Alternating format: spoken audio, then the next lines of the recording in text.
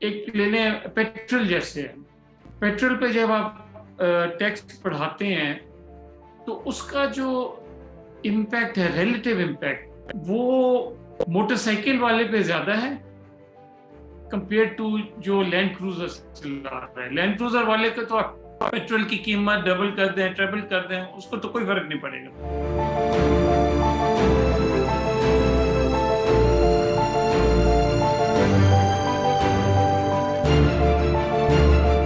इस वक्त हम मेरे ख्याल 6,500 बिलियन टैक्स इकट्ठा कर रहे हैं। हर साल 500, 600, 700 बिलियन में भी मोर टैक्स इंक्रीज होता है। तो 170 बिलियन इतनी बड़ी अमाउंट नहीं है कंसिडरिंग कि 6,500 बिलियन या समथिंग, 7,000 बिलियन तो ऑलरेडी पब्लिक इस साल देगी। तो वो it's not a huge amount, लगता बहुत बड़ा है, बट इम्पैक्ट जो है सेलेक्टिव होगा। सिलेक्टिव ये भी है कि देखिए जैसे जीएसटी है जनरल सेल्स टैक्स, वो हर 99% ऑफ चीजें जो लोग कंज्यूम करते हैं, पेट्रोल है, दवाइयाँ हैं, फूड आइटम्स हैं, कपड़े हैं, गाड़ियां हैं, मोटरसाइकिलें हैं, जो भी है उस पर लगता है। वो 1% से इंक्रीज कर रहे हैं। एक ले लें पेट्रोल जैसे है। पेट्रोल पे जब आप टैक्स बढ़ाते हैं तो उसका जो इम्पैक्ट है, रिलेटिव इम्पैक्ट, वो मोटरसाइकिल वाले पे ज्यादा है कंपेयर टू जो लैंड क्रूजर चला रहा है। लैंड क्रूजर वाले को तो आप पेट्रोल की कीमत डबल कर दें, ट्रिपल कर दें, उसको तो कोई फर्क नहीं पड़ेगा, बल्कि करनी चाहिए। बट जो मोटरसाइकिल वाला है, जो मतलब 1 लीटर लेता है हफ्ते के और बड़ी लिमिटेड इनकम है, वैसी चीजें बढ़ गई हैं, कीमतें बढ़ गई हैं, उसकी स्क्वीज हो गई है उसकी इनकम। सो यहाँ पे गवर्नमेंट जो है वो सोचना पड़ता है। गवर्नमेंट सोचती भी है कि जी इसका क्या इम्पैक्ट होगा लो इनकम लोगों पे और पुअर पे। जैसे दवाइयों पे आपने जीएसटी अगर लगा दिया,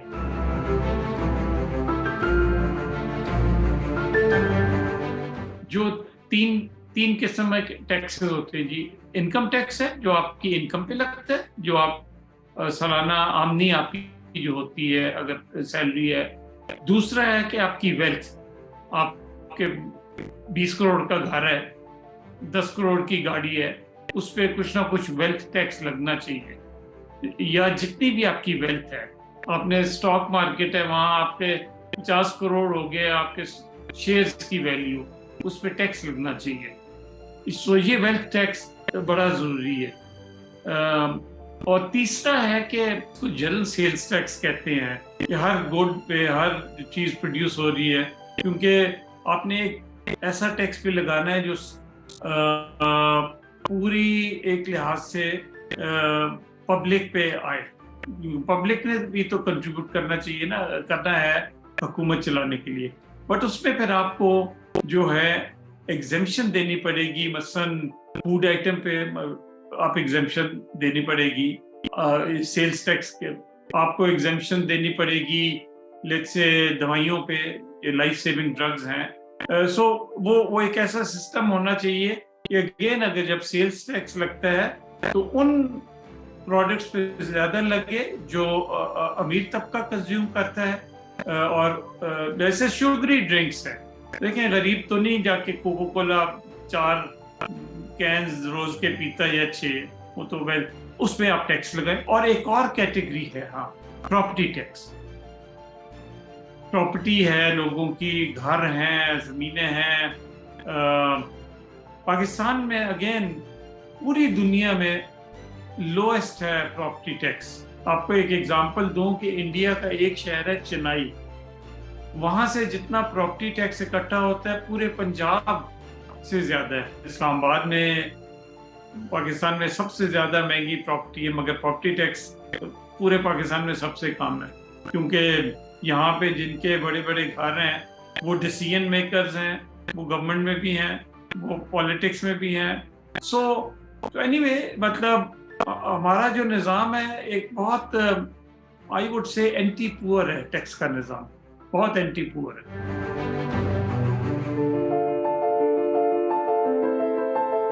जो आइडियल टैक्स सिस्टम है उसमें टैक्स जो है वो ज्यादा अमीर लोगों से लेना चाहिए या जो अफोर्ड कर सकते हैं टैक्स देना, और जो लोग नहीं अफोर्ड कर सकते, जो मिडिल इनकम है, जो लो इनकम है, उस पे टैक्स कम होना चाहिए।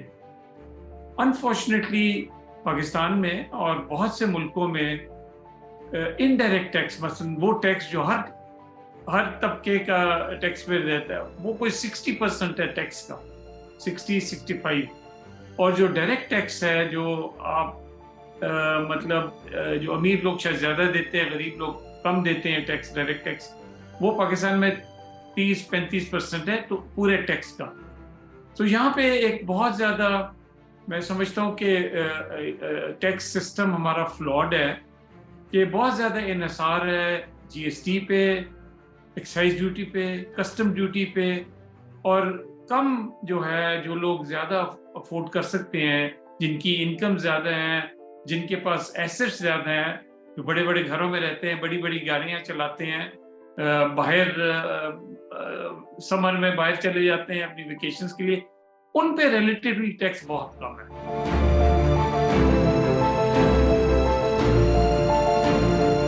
तीन चीजों पे इस वक्त छूट है टैक्स में, और वो जो एक रिलीफ है इस टैक्स का, वो ज्यादा अपर इनकम लोगों को रिलीफ मिले। सबसे पहले तो एग्रीकल्चर है। अब वो आपके कॉन्स्टिट्यूशन में लिखा हुआ है कि नहीं है, ये नहीं हो सकता एक मुल्क में ये एक तबका जो है, और ये नहीं कोई कह रहा कि जो स्मॉल फार्मर्स हैं उन पे लगाए। देखिए, स्मॉल फार्मर्स की तो वैसे ही इनकम कम है, वो तो जो इनकम थ्रेशोल्ड है 1 लाख रुपए या महीने की थ्रेशोल्ड है, उससे नीचे जिसकी भी इनकम है वो टैक्स नहीं होता, वो तो वैसे ही उसमें आएंगे। यहाँ बात हो रही है जो 50 मुरब्बे, 100 मुरब्बे, 10 मुरब्बे लेके लोग बैठे हुए हैं और एग्रीकल्चर के नाम पे इंडस्ट्री लगाई हुई है, वो प्रॉफिट एग्रीकल्चर में शो करते हैं इंडस्ट्री का, तो दोनों तरफ से छूट मिल जाती है। सो एक वो बड़ा है। अच्छा, उसमें देखें, अगर आप कॉन्स्टिट्यूशन नहीं चेंज कर सकते, फिर प्रोविंसेस के पास है constitutional ability agriculture income tax लगाएं, मगर वहां पे भी जी वही लोग बैठे हुए हैं जिनकी बड़े बड़े एग्रीकल्चरिस्ट हैं, चाहे पंजाब हो जाए, पर्टिकुलर पंजाब से। दूसरा एरिया रियल एस्टेट, ये पूरी कौम एक प्लॉटों के पीछे लगी हुई, हर इंस्टीट्यूशन प्लॉट के पीछे लगी हुई, और जब ये हो जाए तो वो अपने आप को तो टैक्स नहीं करेंगे। हालांकि जितना पैसा अरबों रुपए प्लॉटों में लोगों ने इन्वेस्ट की है, ब्लैक मनी इन्वेस्ट की हुई है, कोई पूछगिछ नहीं है, वहां पे टैक्स लगना चाहिए। और तीसरा है ये स्टॉक मार्केट, वहां भी कोई गरीब पार्टिसिपेट नहीं करता, वो खेल ही सारा अमीरों का है। और आपने छूट दी हुई है वहां पे कि जी आप 1% दे दें या 2 साल से ज्यादा होल्ड करें तो ठीक है, नहीं इनकम टैक्स या कैपिटल गेन्स टैक्स। ये 3 सेक्टर्स हैं, इसमें hundreds of billions of rupees के छूट दी हुई है, जो सारा बेनिफिट वो अमीरों को जा रहा है, और वो है जो कैप्चर करना है। और पाकिस्तान, वरना तो ये छोटे मोटे जो आप कर रहे हैं, सिगरेट पे लगा दिए, उससे नहीं हो सकता।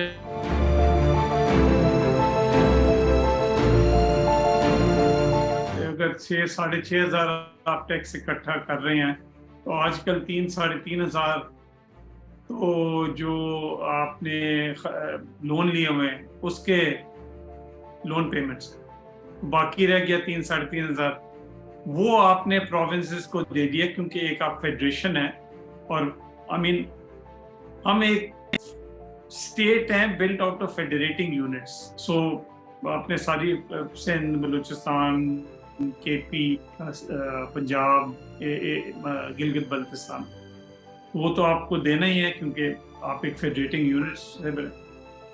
उसके बाद फेडरल गवर्नमेंट के पास कुछ नहीं रह जाता। चाहे फेडरल गवर्नमेंट ने अपने सेक्रेटरी की सैलरी देनी है, मिलिट्री की सैलरी देनी है, जुडिशरी की सैलरी देनी है, वो सारा पैसा लोन से आ रहा है, और ये पिछले 10-15 साल से हो रहा है। अगर जिस तरह मैं समझता हूँ हुकूमत पाकिस्तान है या प्रोविंशियल गवर्नमेंट्स हैं, अगर वो 1,000 रुपया खर्च कर रहे हैं ना सड़क बनाने पे या टीचर सैलरी पे या हेल्थ यूनिट चला, उसमें कम से कम 300 से 400 जो है वो लोगों की जेबों में जा रहे हैं, और फजूल खर्ची है।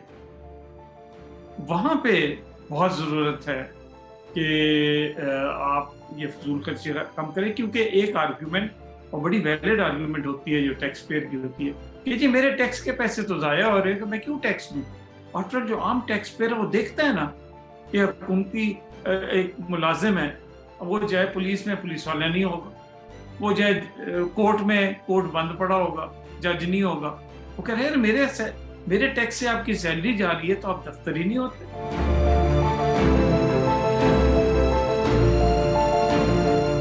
इन दी एंड कोई भी मुल्क है, अगर आपने अच्छी रीजनेबल क्वालिटी की सर्विस देनी है, हेल्थ, एजुकेशन, सड़कें ठीक हो, मतलब बिजली का निज़ाम भी ठीक हो, पुलिस का निज़ाम भी ठीक हो, जुडिशल निज़ाम भी ठीक हो, 18-19% ऑफ जीडीपी का टैक्स होना चाहिए।